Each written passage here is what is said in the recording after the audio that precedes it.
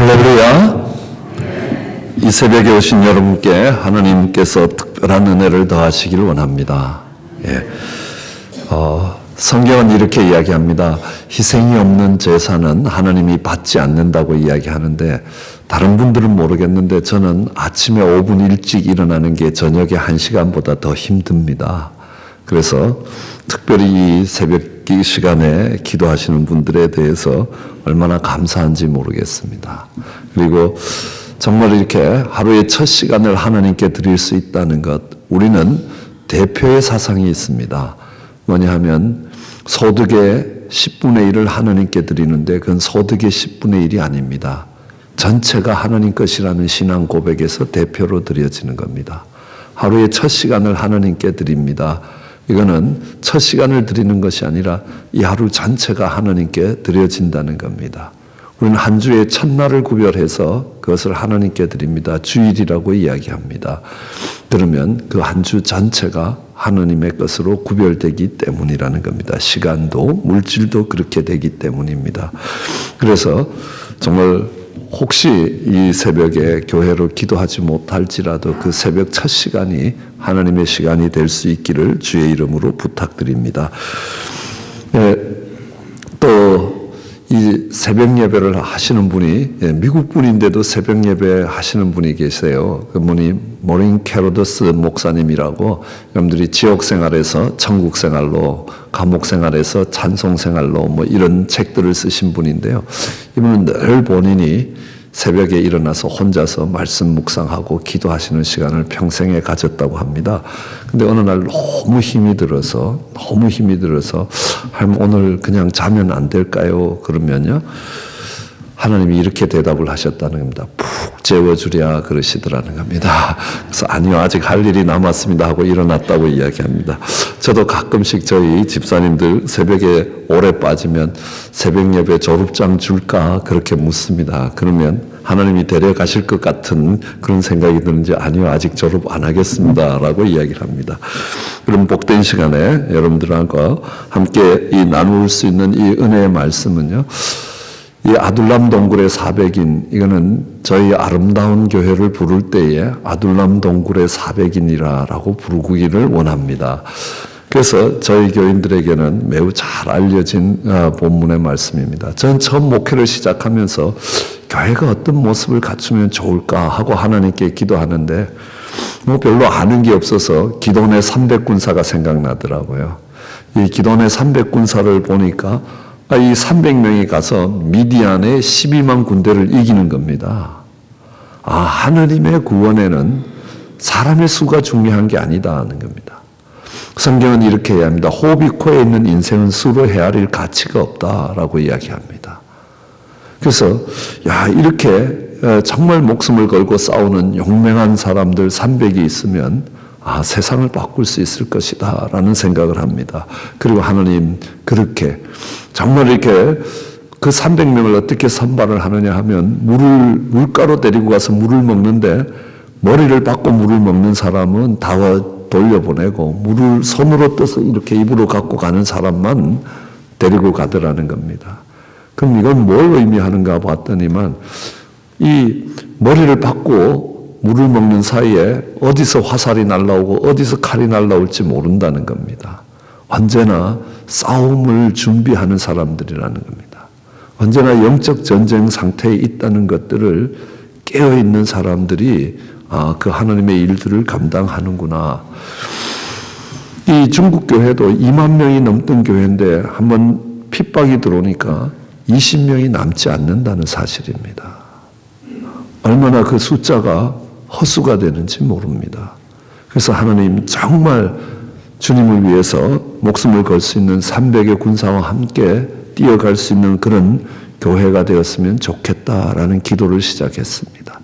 그리고 신학교에 와서 공부를 하면서 그 생각이 바뀌었습니다. 기돈의 300군사보다 더 멋진 군사들이 있다. 이게 아둘람 동굴의 400인이라는 겁니다. 우선 위로가 되는 건요, 전체 숫자가 100명이 늘었다는 사실입니다. 300명보다는 400명이 그래도 좀 낫겠다라는 생각이고요. 이 아둘람 동굴의 400인이라는 이 사람들은 다윗의 왕국을 시작했던 사람들입니다. 그런데 여기에 모인 사람들이 정말 환난당한 사람들, 마음이 원통한 사람들, 빚진 사람들, 이런 사람들이 왔다는 겁니다. 어떤 사람이 환난을 당하느냐? 살아가는 게 굉장히 어려운 사람들이 있습니다. 특별히 이민 와서도 더 어려운 삶을 사는 분들이 있습니다. 근데 그보다 조금 더 어려우면 고난이라고 이야기합니다. 입안이 쓸 정도로, 쓸 꽃자, 어려울 난자입니다. 정말 그보다 조금 더 어려우면, 환장할 정도로 어려우면 환난이라고 이야기합니다. 환난이라는 장이 꼬이는 겁니다. 저는 그런 경험이 없어서 그게 얼마나 통증이 심한지 모르지만 인간이 느낄 수 있는 굉장히 큰 통증 중에 하나가 이 장이 꼬여서 음식물이 흘러 들어가지 못할 때의 통증이라고 이야기합니다. 그만큼 어려우면 환난이라고 이야기합니다. 어떤 사람이 어려움을 당하는가 봤더니만 힘이 없는 사람들이 어려움을 당하는 겁니다. 우리는 아는 것도 힘이고 가진 것도 힘이라는 겁니다. 이 LA 시내까지 나가는데 차를 몰고 나가시는 분들이 있습니다. 그게 안 되면요, 버스를 타고 가야 돼요. 버스를 타고 갈 경제적 능력이 안 되면 걸어가야 됩니다. 걸어서 LA를 간다면 얼마나 힘이 드는지 모른다는 겁니다. 그는 경제적인 힘이 없기 때문에 고생이 되는 겁니다. 거기에 더하여 제가 못을 한번 박는데요, 못을 한번 박아도 못이 들어가다가 꼬부라지고 몇 번을 빼고 못을 몇 번을 버리고 그렇게 했습니다. 그런데 우리 목수하시는 집사님이 딱 오더니만 못을 딱 놓고 빡 치니까 3번에 쪽 들어가는 겁니다. 야, 이 못 하나 박는 것도 이게 실력이 없으니까 무지무지 고생스러운 겁니다. 그래서 경험에서 오는 그 실력이 필요하더라는 겁니다. 어떤 사람이 환난당하는가? 힘이 없는 사람, 경제적인 힘이 없거든, 실력이 없든, 어쨌든 육체적인 힘이 부족하든 이런 사람들이 참 살아가는 게 어렵고 고생스럽다는 겁니다. 빚진 자는 설명할 필요가 없을 겁니다. 돈 띠먹고 도망온 사람들입니다. 저희 교회에 꽤 많이 있습니다. 한국에서 돈 띠먹고 도망온 분들요. 저희 교회 안수 집사님들, 몇 명 안 되는 안수 집사님들 중에 2명이 한국에서 부도 내고 돈 띠먹고 도망온 사람들입니다. 거기에 비하여 마음이 원통한 사람들, 제가 미국에 와보니까 마음이 원통할 때가 한두 번이 아닙니다. 학교든 사회에서든 뭔가 억울한 일을 당해서 가서 막 따져야 되겠는데 영어가 안 되는 겁니다. 영어가. 교수님한테 가서 이건 이렇고 이게 잘못된 것이고 내가 억울하다라고 하려고 그래도 가서 할 영어가 답답한 겁니다. 그러면 내가 참고 말지 뭐. 근데 이게 참는 게 아닌 겁니다. 원통한 겁니다. 자. 얼마나 영어가 안 되는지 한국에서 온 교환 교수님 한 분은 가다가 경찰이 차를 세웠다는 겁니다. 자기 별로 한국에서 볼 때 별로 잘못한 것도 없는데 아마 스탑 사인에 안 썼나 봅니다. 한국은 스탑 사인이라는 게 없지 않습니까? 그러니까 내가 뭘 잘못했는지 모르는 겁니다. 그래서 딱 내려서 경혈을 딱 하고 Yesterday Korea, Today America 그랬다는 겁니다. 어제는 한국에 있었고 오늘은 미국 왔다 그러니까 가라고 그러더라는 겁니다. 그러면서 참 돌아오는데 그래도 한국에서 정말 이렇게 존경받고 손꼽히는 교수인데 이 미국 와서 이게 신세가 보통 처량한 게 아니라라는 겁니다. 그래서 이런 원통한 일들이 남의 나라 땅에 이방 땅에 나그네로 살아가는 그 삶에 참 많이 있을 거라는 겁니다. 저희 교인들은 이 세 개를 다 못 외워요. 환난당한 사람들, 빚진 사람들, 마음이 원통한 사람들 이걸 다 못 외워서 한 단어로 줄여줬습니다. 뭐냐면 지지리도 못난 사람들입니다.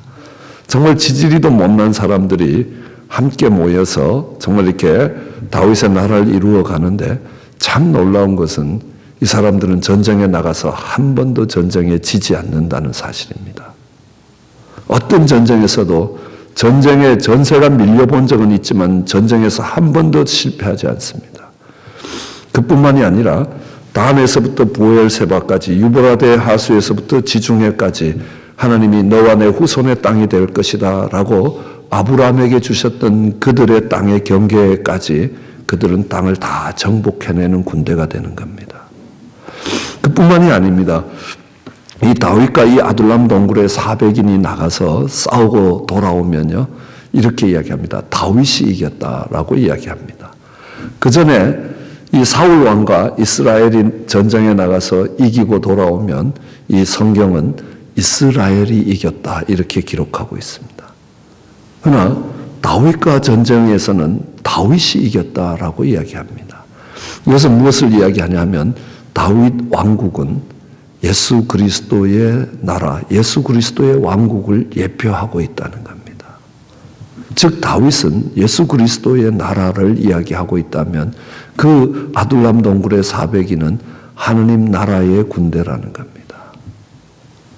하나님의 언약을 성취하는 하나님의 군대로 섰다는 사실입니다. 어떻게 이 사람들이 정말 지지리도 못난 사람들이 전쟁에 한 번도 지지 않을 수 있느냐? 그것은 뭐냐 하면 그들이 은혜로 싸우기 때문이라는 겁니다. 은혜로 싸우는 사람은 감당이 안 되는 겁니다.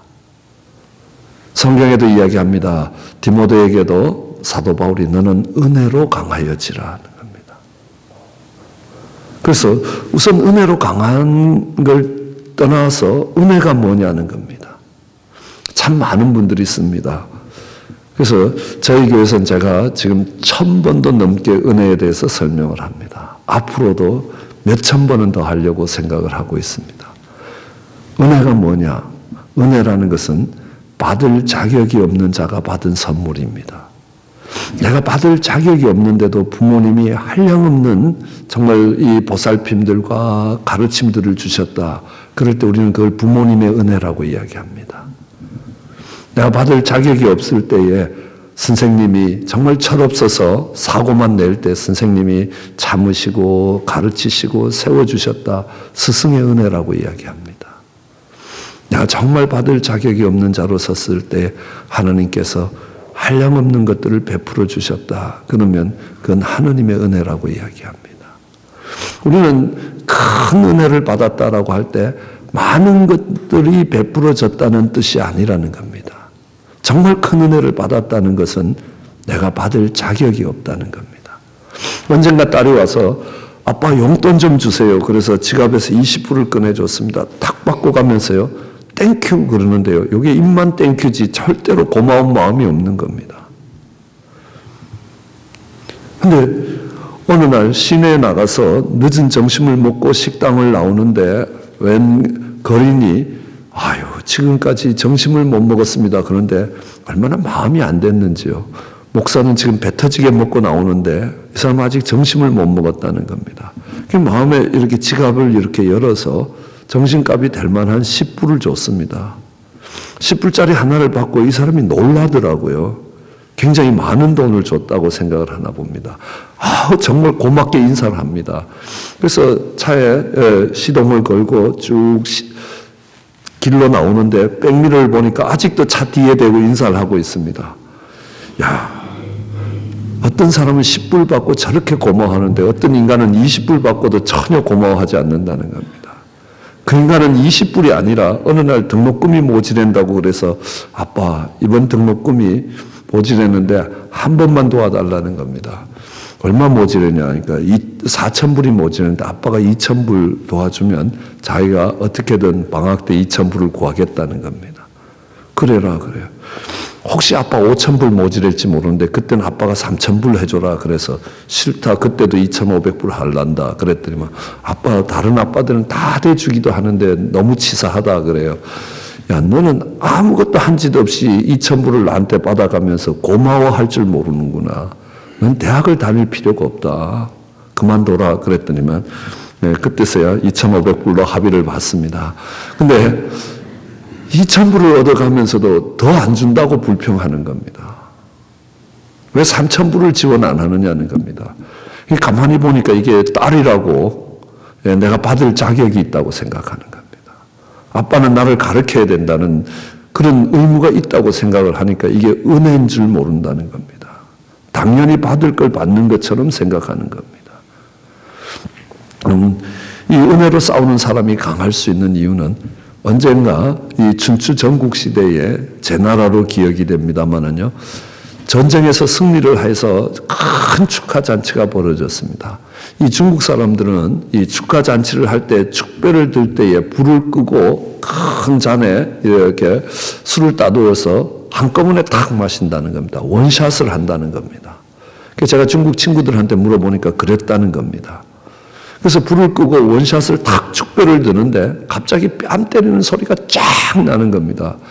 그러면서 옆에 있던 임금의 애첩이 전하, 불을 끈 사이에 웬 고얀 놈이 자기 뺨에 입을 맞췄다는 겁니다. 제가 그놈의 각근을 뜯어갖고 지금 자기 손에 들고 있으니까 불을 켜갖고 이 고얀 놈을 찾아갖고 엄벌을 해달라는 겁니다. 왕이 가만히 생각하니까 지금 장군들이 전쟁에 나가서 죽을 힘을 다해서 싸워서 승리를 얻어서 축하잔치를 벌이는 이 축하잔치가 피바다가 될 것 같으니까 왕이 이렇게 생각합니다. 야, 지금부터 모든 군장들은 각근을 뜯어서 다 바닥에 버리라. 만일 각근을 뜯어서 바닥에 버리지 않는 자가 있으면 살려두지 않겠다라는 겁니다. 그러니까 군장들이 다 각근을 뜯어서 바닥에 다 버렸습니다. 이제 불을 켰습니다. 임금의 애첩선에 있는 각근 주인이 누군지 찾을 수가 없는 겁니다. 그래서 그냥 지나갔습니다. 한참이 지나가고 난 뒤에 이 왕이 전쟁에 나갔다가 완전히 포위를 당했습니다. 근데 정말 다들 군사들이 흩어지는데 저 뒤에서 웬 장군이 목숨을 걸고 이 왕의 퇴로를 여는 겁니다. 그래서 정말 이렇게 구사일생으로 목숨을 건지고 이렇게 돌아와서 왕이 물었습니다. 정말 다 도망가는 자리에 어째 장군은 목숨을 아끼지 않고 짐의 퇴로를 열었는가. 그러니까요, 이분이 하는 말이 일전각근 뜯긴 자가 접니다 라고 이야기하는 겁니다. 그때 죽었어야 될 사람이라는 겁니다. 그때 은혜를 받았다는 겁니다. 그 은혜를 받아서 그 은혜로 싸우는 사람들은 감당이 안 된다는 겁니다. 그렇죠? 우리는 이 레미제라블이라는 영화가 최근에 이렇게 우리들에게 다시 한 번 더 상영이 됐는데요. 거기에 나오는 장발장이라는 사람이 있습니다. 이 사람은 빵 하나를 훔쳐먹고 10년 감옥에 갑니다. 근데 나왔다는 겁니다. 나와서 정말 이렇게 아무것도 전과자로 할 일이 없을 때에 신부가 정말 이렇게 자기 집에 불러서 이렇게 먹이고 씻겨줬습니다. 잘 때는 잘 잤는데 저라도 그럴 생각 듭니다. 오늘은 잘 먹었는데 내일은 어떡하지 하는 생각이 드니까요. 여기 그 은촛대가 2개 있는 겁니다. 그 촛대를 들고 얼른 나왔습니다. 그러다 그만 잡혔습니다. 이 경찰국가라는 시대를 배경으로 하는데 빵 하나에 10년 징역을 갔으면 이게 교회의 권한이 왕의 권한을 누르고 있던, 교권이 왕권을 누르고 있던 시대에 교회의 은촛대를 2개 훔쳤다. 이건 사형도 안 당한다는 겁니다. 지하 던전이라는 지하 감옥에 가서 햇빛이 안 드는 지하 감옥에서 죽을 때까지 있어야 되는 겁니다. 근데 은혜를 입습니다. 내가 준 거라고 이야기하는 겁니다. 아니, 내가 금촛대도 줬는데 왜 안 갖고 갔냐고 하고 하나를 더 줍니다. 그리고 돌아 나와서요, 그 장발장이 어떻게 살겠습니까? 그가 용서할 수 없는 사람이 있습니까? 그가 어떤 어려움이 있더라도 그는 이렇게 생각할 겁니다. 나는 지금 지하 던전에 있어야 될 사람들이라는 겁니다. 내가 햇빛 보고 사는 것만 해도 감사한 거라는 겁니다. 어떤 어려움도 넉넉히 이겨갈 수 있는 힘이 그 정말 은혜에서 온 겁니다. 우리가 은혜를 못 받았느냐? 아닙니다. 많은 은혜를 받고 있습니다. 저는 저랑 동갑이 되었던 우리 어느 자매님이 오래전에 7, 8년 전에 돌아가실 때 그분을 신방한 적이 있습니다. 여러 번 신방을 했습니다. 암으로 고통을 받고 있었기 때문입니다.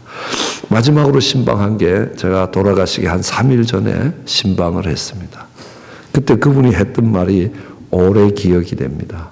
뭐냐 하면요, 목사님, 저는 제 발로 걸어서 화장실 가는 게 그렇게 큰 하나님의 은혜인지 몰랐습니다 라고 이야기합니다. 나는 당연한 거라고 생각합니다. 내가 내 발로 걸어서 화장실 가는 게 당연한 거라고 생각하는데 암이 내 몸을 정복하고 더 이상 내가 내 몸을 움직이지 못할 때, 내가 걸어서 화장실 가지 못하는 때가 돼 보니까 내가 정말 걸어서 화장실 가던 그 때가 엄청 은혜의 때라는 겁니다. 성경을 보더라도 하나님은 다 은혜를 입은 사람들을 쓰신다는 겁니다. 그걸 빚진 자라고 이야기합니다. 정말 은혜를 입었던 사람들, 여러분 아브라함이 믿음의 조상 되는 거요? 마누라를 2번 팔던 사람입니다. 야곱이 이스라엘 되는 거요? 자기 아버지한테도 사기치고 자기 형한테도 사기칠 수 있는 사람입니다. 유다, 저는 제가 알기로 구약에서 가장 사악한 인간이 유다였습니다. 근데 그는 유태인의 조상이 되는 겁니다.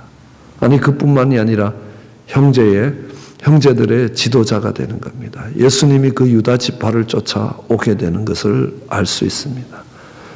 그들이 탁월했기 때문에 하나님께 쓰임받은 것이 아니라 그들이 은혜를 입었기 때문에 쓰임을 받았다는 겁니다. 저희 교회가 행사만 있으면요, 모든 일들을 두고 이틀 동안 부부가 와갖고 내내 부엌에서 정말 식사 준비만 하는 집사님들이 계십니다. 그들이 어떻게 그렇게 봉사하시게 됐나 하면요, 캐나다에서 뱅크럽시를 하고 빈손으로 LA를 내려왔습니다. 식당을 하다가 뱅크럽시를 했으니까 아무것도 없었습니다. 남편은 어느 회사에서 일을 했고 아내는 식당에서 일을 하다가 정말 펄펄 끓는 미끄러운 그 바닥에서 넘어졌습니다. 펄펄 끓는 물을 안고요. 그래서 화상을 당해서 정말 이쪽 살을 저쪽에 뜯어붙이고 몇 번 피부 이식 수술을 받으면서 2달 동안 꼼짝도 못하고 누워 있었습니다. 그러니까 생활이 안 되는 겁니다. 그래서 우리 소그룹 리더들이 조금씩 모아서 2달치 렌트비보다 조금 더 많은 돈을 지원을 했습니다. 아무것도 할 수 없는 그때에 뭐 그렇다고 어떤 보상금이 나올 수 있는 때도 아니라는 겁니다. 그게 너무너무 고마웠는가 봅니다. 그분은요, 정말 그 2달 만에 그 자리에서 일어서자마자 새벽 예배를 나오시는데 하루도 빠지지 않고 나옵니다. 제가 혹시 새벽 예배 안 가면 오늘 목사님 늦잠 자나 보다 그런 생각을 하는데 그 집사님이 안 오면 무슨 일이 생겼나 이렇게 질문을 할 정도로 새벽 예배에 빠지지 않고 오시는 것들을 보게 되는 겁니다. 그 교회에서 어떤 일이 필요하다라면 자기의 모든 일들을 그러니까 내려놓고 오는 겁니다. 왜요?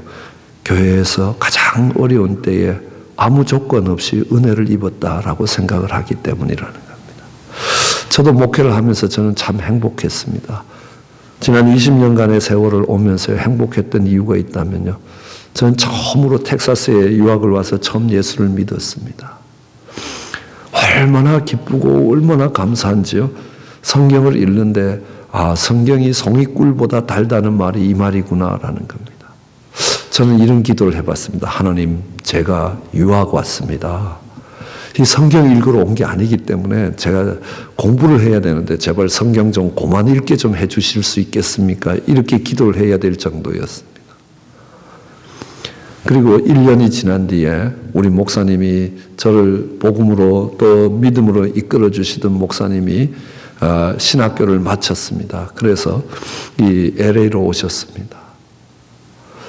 그리고 새로 목사님이 오셨는데요, 이렇게 주먹을 쓰다가 은혜를 받아서 정말 신학교를 마치시고 오셨는데요, 아직도 말을 보니까 거의 깡패 사회의 말투가 그대로 배어 있습니다. 이 학생들 교회하고 얼마나 안 맞는지 모르는 겁니다. 그래서 그 목사님이 한 1년을 스트럭을 하다가 결국은 목사님이 그 교회에서 못 있으시고 떠나셔야 됐습니다. 말이 좋아서 떠나지 제가 보기에 쫓겨난 거라고 봐도 틀리지 않을 겁니다. 네, 거기에 한 일익을 담당했던 겁니다. 근데 이제 제가 목사가 됐습니다. 목사가 돼서 생각해 보니까요, 다른 많은 목사님들을 만났는데 그 목사님이 제일 많이 생각나는 겁니다. 저는 내 평생 소원 이것뿐, 주의 일 하다 주님 앞에 가는 거라고, 정말 그 찬송을 부르게 된 것도 어느 날 밤새 새벽이 올 때까지 컴퓨터 프로그램을 돌리다가 새벽 기도 갔다가 집으로 가자 하고 학교에서 오는 길에 새벽 예배 들리니까 문을 딱 여니까 아무도 안 오는 새벽 재단의 목사님이 혼자서 무릎을 꿇고 그 찬송을 부르고 계셨습니다. 그래서 제가 9명 되는 교회에서 새벽 예배를 인도하면서 그 찬송을 얼마나 불렀는지 모릅니다. 그때 그 목사님 심정이 이해가 되는 겁니다. 정말 우리 셀 리더까지도, 소그룹 리더까지도 야 나는 미국 교회 가겠다라고 정말 떠나는 그 셀 리더를 붙들기 위해서 찾아가서 새벽 4시, 5시까지 집사님마저 이 교회를 떠나면 이 교회가 무너진다. 그러면서 그 집사님을 설득하면서 아침에 나오면서 새벽별을 이렇게 보면서 야 우리 목사님이 조금만 교양이 있어도 정말 이 교회가 얼마나 아름답게 자랄 텐데 라고 생각했습니다. 제가 9명 되는 교인과 함께 목회를 하는데요. 3년을 해도 12명밖에 안 되는 겁니다. 한 가정 늘었습니다. 그러니까 그때 하나님이 제 마음에 들려주신 음성이요. 교양이 있는 네가 해보니까 어떠냐 이러시는 겁니다. 네, 얼마나 회개했는지 모릅니다. 근데 저는 저희 교회에서 참 많은 사랑을 받고 있습니다. 우선요, 20년 동안 아직 안 쫓겨났습니다. 그것만 해도 저는 제가 받을 수 있는 대우 이상의 대우를 받고 있다고 생각을 합니다. 제가 했던 것들을 알고 있기 때문이 아니지 않습니까? 예, 전 이 자리에 서 있는 것도 하나님의 은혜라는 겁니다. 자격이 있어서 서는 거 아니라는 겁니다. 하나님이 불쌍히 여기시고 긍휼히 여기시기 때문에 그렇다는 겁니다. 이 은혜로 싸우는 사람들은 어떤 게 있냐면요. 서로 보면 불쌍히 여깁니다. 돈 띠먹고 도망온 인간 너 그럴 수가 있냐 이렇게 어떤 분들은 상처를 받으시더라고요. 나한테 돈 띠먹은 인간이 있는데 목사가 어떻게 그렇게 설교할 수 있냐. 그럴 수는 있겠지만요. 우리 집사님들 그러시더라고요. 그래도 집사님은 나보다 낫다는 겁니다. 왜냐하면 나는 돈 빌려주는 사람도 없다는 겁니다. 돈 띠먹으려고 그래도 능력이 없어서 아무도 나한테 돈 안 빌려줘서 고생만 칙살나게 하다가 왔다는 겁니다. 야, 그런 소리 참 들어봤습니다. 돈 띠먹고 도망온 사람들 보고 나보다 낫다는 사람이라는 겁니다. 왜냐하면 서로 불쌍히 여겨줄 수 있습니다. 서로 잘난 게 없기 때문에요. 서로 다 지지리도 못난 사람들인데 서로를 불쌍히 여깁니다. 이 서로 다 죄인들입니다. 이 죄인들이 모여 사는 곳은요, 얼마나 아름다운 곳이 되는지 모릅니다. 우리 다 그런 사람들이야. 괜찮아. 그럴 수 있어. 이렇게 그것이 수용이 되고 감싸지는 겁니다. 그럼 교회도 그래야 된다고 생각을 합니다. 저는 저희 교회에서 이 예화는 수없이 반복했습니다. 아마 10대 번은 했을 겁니다.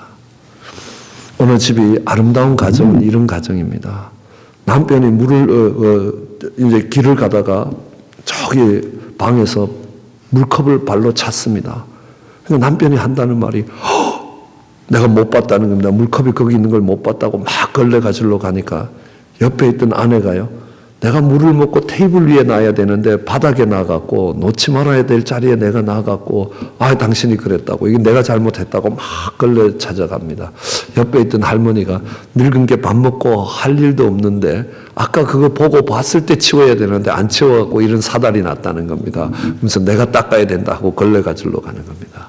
이거는요 다 부족하고 못나고 잘못된 사람들이 사는 겁니다. 내가 앞을 똑바로 보고 걸어가야 되는데 컵이 있는 걸 못 보고 걸어갔다는 겁니다. 남편이 잘못한 거라는 겁니다. 내가 부족했다는 겁니다. 그러니까 아니라고 내가 놓지 말아야 될 자리에 놨기 때문이라고 부인이 자기가 잘못했고 부족했다는 겁니다. 할머니가 그거를 치워야 되는데 못 치웠다는 겁니다. 다 잘못하고 부족한 사람들이 사는 그 공동체가 얼마나 아름다운 공동체가 되냐는 겁니다. 반대로 남편이 물컵을 차놓고요. 아니 누가 물컵을 여기다 놨냐는 겁니다. 나는 똑바로 길을 걸어가고 있는데 어떤 인간이 여기에다가 컵을 갖다 놨냐는 겁니다. 그럼 부인은 뭐라 그러겠습니까?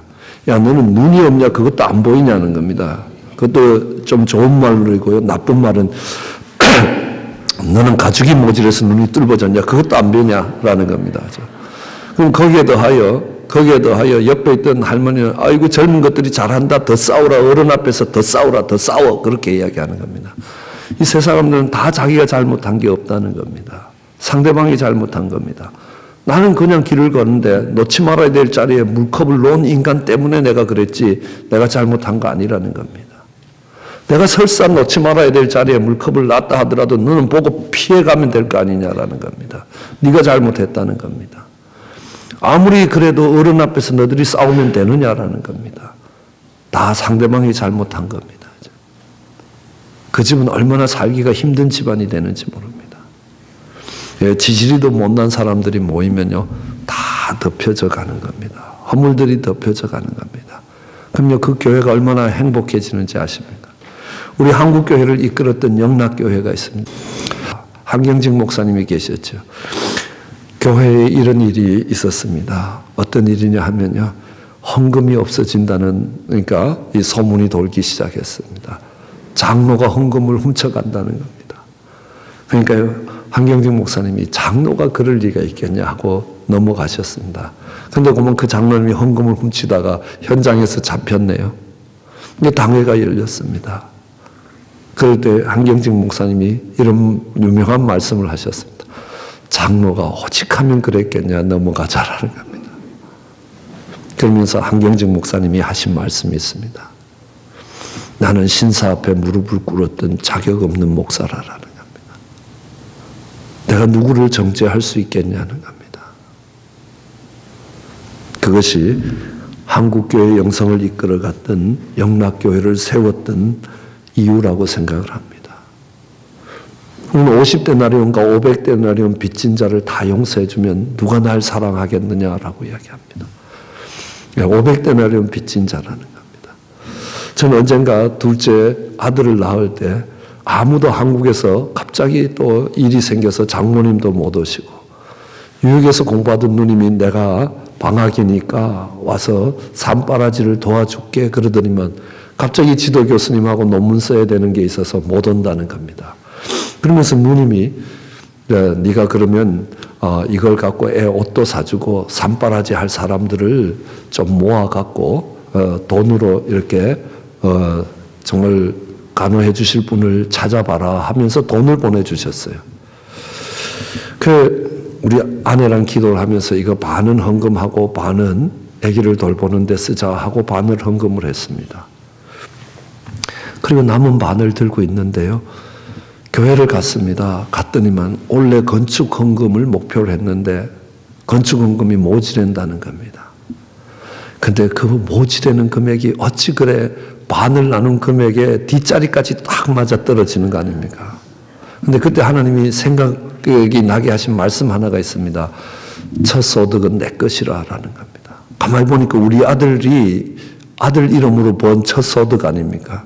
그래서 저희 아들 이름으로 그 나머지 반을 건축 헌금을 하고 돌아와서 자랑스럽게 이야기를 했습니다. 내가 건축 헌금 했노라고. 그럼 이거 잘했다 그럴 줄 알았는데 우리 아내가 계약 위반이라는 겁니다. 거기다가 저보고요. 악하대요. 왜냐? 그거 왜 굳이 당신 혼자 결정해서 갈 수 있냐는 겁니다. 아니 다음 주에 해도 뭐 큰일 날 거 아니지 않냐. 와서 나랑 상의하고 같이 기도하고 그 다음에 헌금해도 될 시간인데 한 해가 다 가는 거 아닌데 한 해가 아직도 2주나 남았는데 그냥 갖다 내지르고 왔다는 겁니다. 이 믿음 없는 여자를 보니까 얼마나 한심한지 모르겠습니다. 그래서 집에 있으면 이렇게 싸움이 날 것 같아서 제 사무실로 갔습니다. 학교 사무실로 가서 성경책을 이렇게 비는데 누가복음 7장이 탁 펴지는 거 아닙니까? 그게 뭐냐면 500데나리온 빚진 자와 50데나리온 빚진 자가 있는데 다 내가 탕감해줬다. 누가 날 사랑하겠느냐.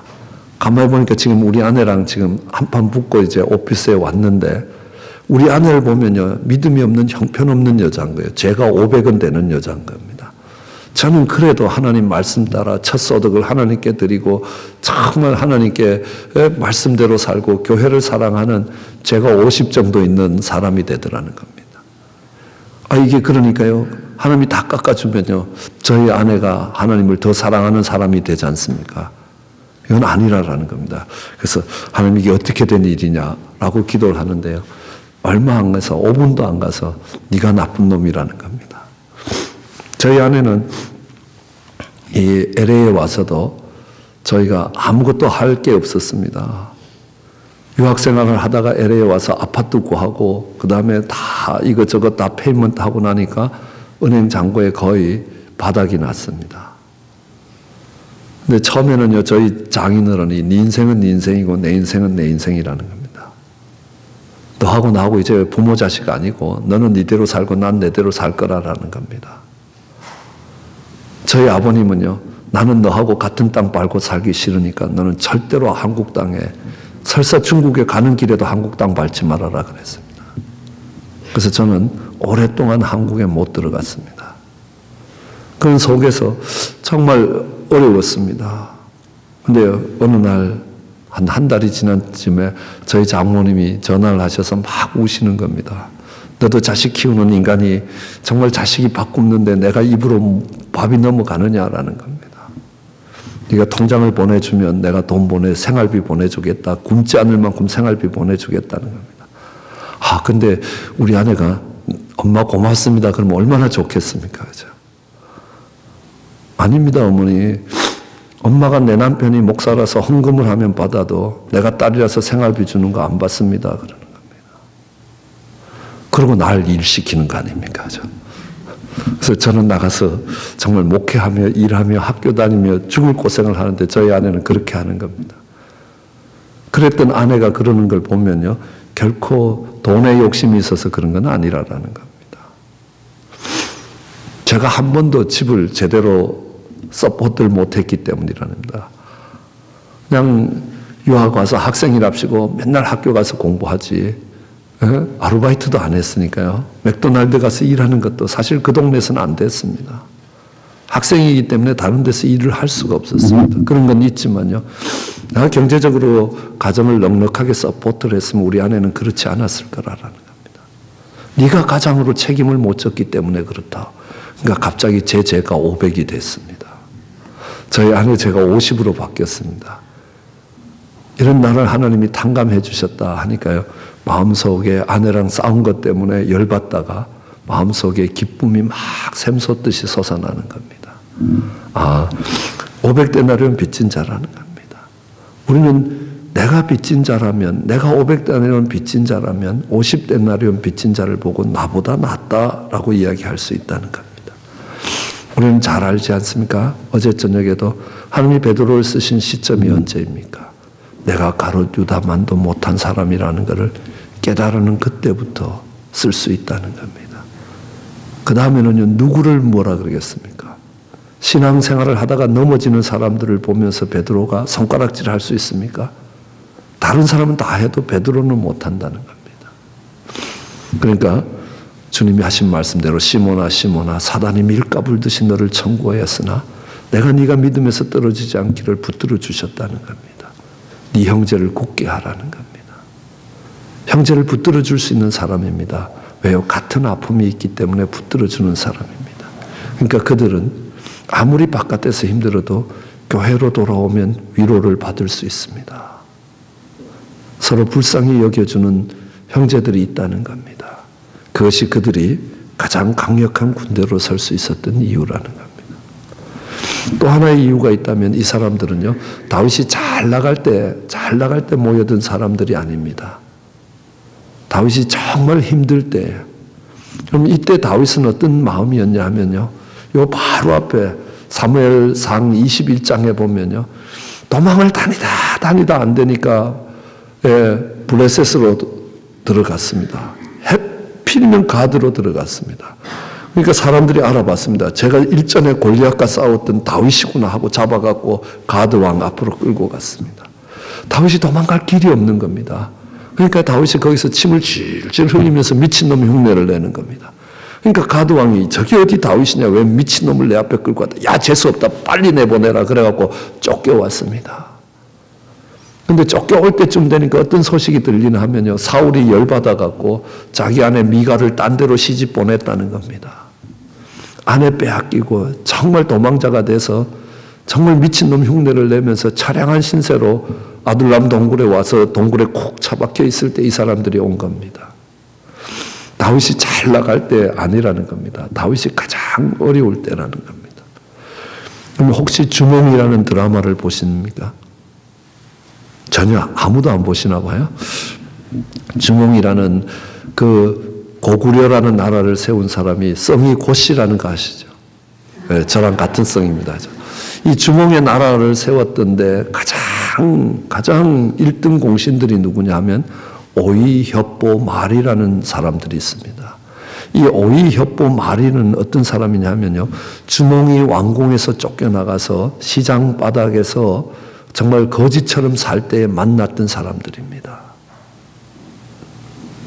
그러니까 그 사람들은요, 주몽이 자기네들처럼 같이 거진 줄 알았는데, 시장통 깡패들인 줄 알았는데 보니까 이게 아닌 겁니다. 주몽이 정말 이렇게 고구려를 세워갈 때 그들이 같이 뛰기 시작했습니다. 언젠가 협곡 전투를 합니다. 협곡에 숨어 들어가 있으면서 적을 기다려야 되는데 만일 발각이 나서 협곡이 막히면 아무도 못 살아나온다는 겁니다. 죽음을 각오하고 가야 되는 이 고구려의 건설에 결정적인 전투가 있을 때 이들은 다 들어갑니다. 그러면서 이야기합니다. 우리는 시장 잡배로 살아야 될 인생인데 여기까지 불러주신 것만 해도 감사하다는 겁니다. 그래서 정말 가장 어려울 때 모여든 사람입니다. 여러분, 성경에서는 이렇습니다. 룻이라는 여인이 나오미를 따라 베들레헴에 옵니다. 나오미라는 자기 시어머니가 잘 나갈 때 재산도 많고 사람들의 존경을 받을 때가 아니라는 겁니다. 가진 거 다 잃어버리고 남편 죽고 두 아들 죽고 홀로 남은 시어머니라는 겁니다. 그 가장 어려운 시어머니와 함께했던 룻이요, 얼마나 존귀한 인생이 되는지. 이방 여인으로서 성경에 책 이름이 된 사람은 룻밖에 없다는 겁니다. 모압 여인으로 영원히 하나님의 성회에 못 들어온다고 저주를 받은 것처럼 받았던 이 모압 사람 출신으로 예수님의 조상이 되고, 아니 예수님까지 안 가더라도 그는 이새를 놓고 이새는 정말 다윗을 낳았다고 이야기합니다. 다윗의 고조 할머니가 되는 겁니다. 왜요? 나오미가 가장 어려울 때 함께 했기 때문입니다. 오늘 어려움을 함께 하면요, 얼마나 친해지는지 아십니까? 전쟁터를 함께 했던 전우는 형제보다 가깝다는 겁니다. 그럼 어떤 사람들이 그 하나님의 나라를 세워갈 거냐? 영광에 동참하는 사람들이 아니라는 겁니다. 그의 가장 힘들고 어려운 시간에 동참하는 사람입니다. 우리는 예수님의 부활과 그 예수님의 전능하심에 동참하는 게 아닙니다. 예수님의 가장 낮아졌던 그 십자가에 동참하는 사람들은 이 십자가의 군병이 되어서 세상을 이길 수 있게 된다는 사실입니다. 오늘 말씀을 정리하면 그렇습니다. 하나님의 나라를 세워가는 하나님의 군사들이 은혜로 싸워야 되는 겁니다.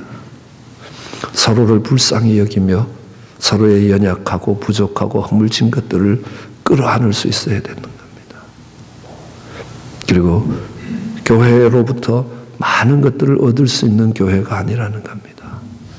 가장 어렵고 힘든데 함께 동참하며 나아갈 때에 그들은 단에서부터 부엘세바까지, 유브라데 하수에서 지중해까지 하나님이 주셨던 그 모든 지경들을 정복해 갈 수 있는 하나님의 군대가 될 수 있다는 겁니다. 그런 십자가의 군병이 되는 저와 여러분 되시기를 주의 이름으로 축원합니다. 기도하시겠습니다. 사랑과 은혜가 많으신 하나님,